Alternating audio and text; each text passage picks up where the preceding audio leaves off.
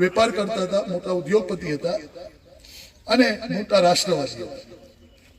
એક સંશોધન મુજબ અબ્દુલ હબીબ મારફાણીએ બર્મામાં સુભાષચંદ્ર બોઝ અને એમની આઝાદ હિંદ ફૌજને એમણે નૈતિક અને જંગી નાણાકીય મદદ પૂરી પાડી હતી.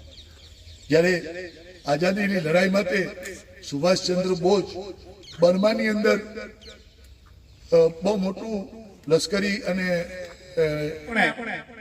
તલવાર ને ઢાલ વગર બિના ખડક બિના ઢાલ આપણે આઝાદી અપાવી.